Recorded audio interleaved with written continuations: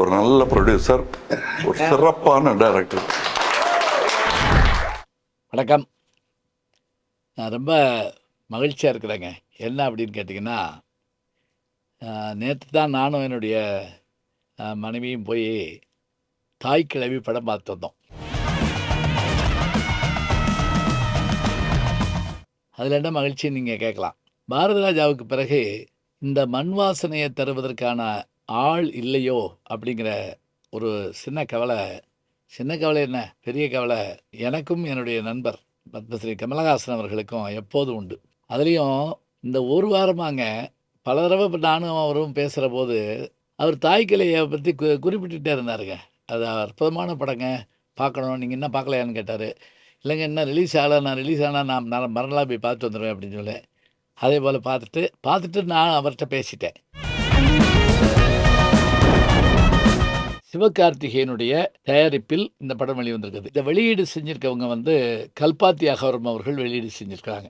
இந்த படத்தினுடைய டைரக்டர் வந்து சிவகுமார் முருகேசன் அவர்கள். இப்போ நான் அவர்கிட்டையும் பேசினேன், திரு சிவகுமார் அவர்கிட்டையும் பேசினேன். நான் ஏற்கனவே அவர் வந்து ஆண்பாவம் பொல்லாதது படத்துக்கான திரைக்கதை வசனம் எல்லாமே எழுதி அந்த படமும் வெற்றிகரமான படம். இந்த படத்தை பொறுத்த மட்டும் அவர்கிட்ட நான் பேசிக்கிட்டு இருக்கப்ப அவர் இந்த இதை சொன்ன உடனே ரொம்ப மகிழ்ச்சியாக அவரை நான் ரொம்ப பாராட்டினேன். ஏற்கனவே நமக்கு வந்து ராதிகாவை கிழக்கு சீமையில் நாம் பார்த்துருக்குறோம். இளம் வயதுடைய ஒரு அண்ணன் தங்கச்சி கதையில் பார்க்குறோம். அதே ராதிகா இன்னைக்கு ஒரு முதிய வேடத்தில் வர்ற போது அறிமுகம் தொடங்கி படத்துக்குள்ள அவங்களுடைய நம்ம ஊரில் சொல்கிறதா இருந்தால் அழிச்சாட்டியும் அட்டுழியம்லாம் சொல்லுவோம் எப்படியெல்லாம், அது மாதிரி அவங்கள தொடங்கி அப்புறமேல அவங்கள அப்படியே கொஞ்சம் கொஞ்சமாக அந்த பாத்திரத்தை கொண்டு போய் வரப்ப எப்படி கைதட்டுக்கிறீங்க தேட்டரில்? படம் பார்த்தா மதுரையில் தாங்க பார்க்கணும், ஞாபகம் வச்சுங்க. ஏன்னா அப்படி ஆடியன்ஸ் இருப்போம். இப்போ நல்லா இருந்தால் கைதட்டுவோம், சிரிப்போம். நல்லா இல்லையா கம்முன்னு உட்காந்துருப்போம். சில ஊர்களில் படம் பார்க்குறப்ப அப்படியே இன்னும் மௌன அஞ்சலி மாதிரி உட்காந்துருப்பாங்க. அது எனக்கு பிடிக்கவே பிடிக்காது. இங்கே பார்த்தீங்கன்னா கைதட்டி பிச்சிடுறாங்க அப்படியே. இதில் 3 மகன்களாக வர்றவங்க இயக்குனர் என்னுடைய நண்பர் சிங்கம்புலி அவர்கள். உனக்கு என்னத்துக்கு இனிமேல் அதேபோல் மதுரை சேர்ந்த நம்ம அருள்தாஸ் அவர்கள், பாலசரவணன், செல்வன், நீ என்னடா விஜய் கட்சி தாவேகா, இந்த 3 பேரும் நம்ம அண்ணன் தம்பிகளாக வருவாங்க. ஒரே மகளாக வரக்கூடிய ரைச்சல் ரெபேக்கா. இவங்க வந்து யாருன்னா நம்ம அந்த கடைசி விவசாயி படத்தில் நீதிபதியாக நடிச்சிருப்பாங்க. இவங்க தாங்க இந்த குடும்பம் நமக்கு தெரிஞ்சு. இதில் ஒரு பேரன் ஒருத்தர் இருப்பாங்க, அடே அப்பா பிச்சு எடுத்துடுறான் அந்த பையன். வந்துச்சு கொண்டே வரும், இன்னும் 2 நிமிஷம் இருக்கு. தாய்க்கிழவி வீட்டில் மக வந்து இருக்கா, புருஷன் 3 பவுனுக்காக விரட்டி விட்டுறான்னு வச்சுக்கோங்க. இந்த பையன், இந்த தாய்க்கிழவி ராதிகா, அவங்க பேர் பவுனு தாயி. இந்த வீடே பவுனு தாயி இல்லைன்னு இருக்கும்.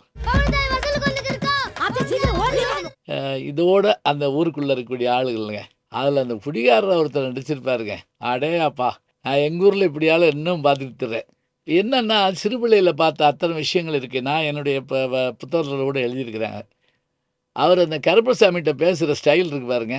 இங்கே நீ நினைக்காது, நீ செய்யலைன்னு வச்சுக்கா, சாமியை மாற்றி சாய்பாபா கும்பிட போயிடுவேன். எப்படி கைதட்டுக்கிறீங்க தேட்டரில்? அதே மாதிரி இந்த குடிகாரன் தான் கருப்பசாமியை வஞ்சிட்டு இருப்பான்.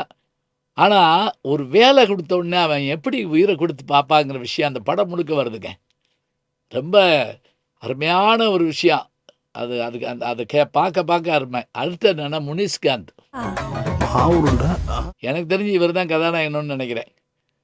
என்ன காரணம்னா அவர் அந்த வீட்டை பூட்டிட்டு பொண்ணு பார்க்க கிளம்புறதுலேருந்து அவரோடையே நம்ம ட்ராவல் பண்ணுறோம். தனியாக யாரும் இல்லைன்னு கிடையாதுங்க. இறந்த வீட்டில் சண்டை நடக்கும். விருமாண்டி படம் எடுக்கிற போது கமல் சார் அவளை கூப்பிட்டு நான் எல்லா ஊர்களுக்கு போகிறப்ப இறந்த வீடெல்லாம் பார்க்கணுன்னாரு. அப்போ நான் சொன்னேன், ஒன்றும் இல்லை வாங்க, அங்கே கட்டி உருண்டுக்கிட்டு வாங்க வாங்கலாம் அப்படின்னு சொல்லி கூப்பிட்டு போனேன். அப்போ அங்கே இந்த சினிமா பாட்டு போட்டு கரகாட்டம் ஆடி அதுக்கு நடுவில் கட்டி உருண்டுக்கிட்டு இருந்தாங்க 2 பேர். அதெல்லாம் அவர் வந்து கரெக்டாக வச்சு அதில் எடுத்துருப்பார். இதில் அந்த தாய் கிழவிக்கு ஏற்படுற உடல்நலக்குறைவு, அதில் இவங்களுக்கு ஏற்படுற சங்கடங்கள், அப்புறம் அந்த பொருளுக்காக அவங்க பண்ணுற அதுகள், மருத்துவமனையில் நடக்கிற விஷயங்கள், இது எல்லாமே வந்துட்டே போகுதுங்க. போக போக போக நம்மளை அப்படியே தேட்டர் முழுக்க அப்படியே குலுங்க வைக்குது. இவ்வளோதானே கதை அப்படின்னு நீங்கள் நினைக்கக்கூடாதுங்க. படம் முடிகிறதுல ராதிகா உட்காந்து ஒரு 2 நிமிஷம் 3 நிமிஷம் பேசுவாங்க.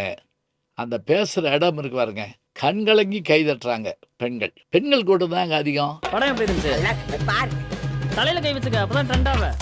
இதில் குறிப்பாக நீங்கள் பெண் பிள்ளைகள் வீட்டில் இப்போ குழந்தைகள் இருந்தால் கூட்டிகிட்டு வந்து காட்டுங்க. உறவு முறைன்னு என்னன்னு தெரியட்டும். மக யார் அவங்களுக்கெல்லாம் எப்படி இருக்காங்க, பாரம்பரியமாக அந்த குடும்பங்கள் எப்படி இருக்குது, இவங்களுடைய சாமி கும்பிட்றது எப்படி, இவங்க வீடு எந்த மாதிரி இருக்கும், கல்யாணம் என்ன, காது குத்துனா என்ன, அத்தனையும் டைரக்டர் வந்து ஒரு 2 வருஷம் உசிலம்பட்டில் வந்து தங்கி உள்வாங்கியிருக்காருங்க. இப்போ நான் ஒவ்வொன்றா சொல்ல என் மனசுக்குள்ளே அந்த படம் திருப்பி ஓடிக்கிட்டு இருக்கு. இதை நீங்கள் போய் பார்க்க வேண்டாமா? பார்க்கணுங்க, கட்டாயம் பார்க்கணும். மழை பெஞ்சு ஓஞ்ச பிறகு மண் வாசனை வரும் பார்த்தீங்களா, அவ்வளோ கூட எதுக்குங்க, எங்கேயோ மழை பெய்யறப்ப காற்றுல அந்த மண் வாசம் வரும்ல, அதுபோல் நமக்குள்ள ஒரு உணர்வை, நம்முடைய பாரம்பரியத்தை, நம்முடைய முன்னோர்கள் நமக்கு எப்படி இருந்தார்கள்ங்கிற விஷயத்த ரொம்ப அழகாக சொல்கிறாங்க. இதில் இவங்க எடுத்துக்கிட்டு இருக்க அந்த மொழி நடையே அவ்வளவு நல்லா இருக்குது. இது அந்த மொழி நடையை உள்வாங்கி கீழே இருக்க ஆடியன்ஸ் சிரிக்கிறாங்க பார்த்தீங்களா. பெரிய ரசனிக்காண்டு பீடி குடிக்கிறியா? உணவு சமைக்கப்பட்டதில் பெரிய விஷயம் இல்லைங்க, அது படைக்கப்பட வேண்டும். அதை வந்து அவங்க சாப்பிட்டு மகிழ்ச்சி அடையணும். அதுதான் திரைப்படத்தினுடைய வெற்றி. எம்ஜிஆர் சொல்வார்ல, என் பாட்டை வெளியே போகிற ஒரு ரசிகன் பாடிட்டு போயிட்டான்னா நான் ஜெயிப்பேன் அப்படி மாறான். அதுபோல் இசை, ஒளிப்பதிவு, இதனுடைய வசனம், டைரக்ஷன், நடிப்பு எல்லாருமே ஹீரோங்க. இதில் வரக்கூடிய அத்தனை பேர், இந்த உள்ளூர் ஆளுக எல்லாருமே இதில் ஹீரோ தான். எல்லாரையும் வச்சு அவ்வளவு அருமையாக ஒரு சர்க்கஸில் ரிங் மாஸ்டர் வேலை வாங்குற மாதிரி அழகாக வேலை வாங்கியிருக்கிறாரு இயக்குனர். நடிச்சிருக்க அத்தனை பேரையும் நம்ம பாராட்டுவோம். இயக்குனர் சிவகுமார் அவர்களுடைய கண்களாக திகழ்கின்ற ஒளிப்பதிவாளர் யாருன்னு பார்த்தீங்கன்னா விஜயகுமார் அவர்கள். அவரும் புது கேமராமேன் தான் நினைக்கிறேன், இல்லாட்டி வேறு படங்களில் பணியாற்றிருக்கலாம். அதுபோல் இசை நிவாஸ் கே பிரசன்னா அவர்கள் ரொம்ப அருமையாக பண்ணியிருக்காங்க. ஒருவேளை நான் இன்னொருக்க பார்த்தாலும் பார்ப்பேன் இந்த படம். ஏன்னா எனக்கு பிடிச்சிருக்க விஷயத்த, ஒரு புத்தகத்தை திருப்பி படிக்கிற மாதிரி தான். மறக்காமல் நீங்களும் பாருங்கள். என்ன காரணம்னு சொன்னால், எப்போ பார்த்தாலும் படத்தை அது சரியில்லை, இது சரியில்லை, இது சரியில்லை அப்படியே சொல்லிக்கிட்டே இருக்கிறாங்க. இல்லைங்க, இது ஆங்கிலத்தில் சொல்கிறதா இருந்தால் ஒரு ஃபீல் குட் மூவி அப்படிம்பாங்க. நல்ல படம், பார்த்து மகிழுங்கள். தாய் கிழவி நம்முடைய பாரம்பரியத்தை நினைவூட்டுகின்றாள். நல்ல செய்திகளை நாளும் சிந்திப்போம், நாளை சந்திப்போம். வணக்கம். ஜி ஞானசம்பந்தன் யூடியூப் சேனல் பாருங்கள். உங்களை தேடியே உங்கள் வீட்டுக்கு வருது. கேட்காம ஒரு விஷயம் உங்களை தேடி வருது பாருங்கள், அதை பிடிச்சி வச்சுக்கோங்க. நம்முடைய ஜி ஞானசம்பந்தன் யூடியூப் சேனலை தொடர்ந்து எக்ஸலம், இன்ஸ்டாகிராம், ஃபேஸ்புக், வாட்ஸ்அப் என்று அனைத்து தளங்களிலும் நாம் இயங்கிக் கொண்டிருக்கின்றோம். நீங்களும் எங்களோடு வாருங்கள்.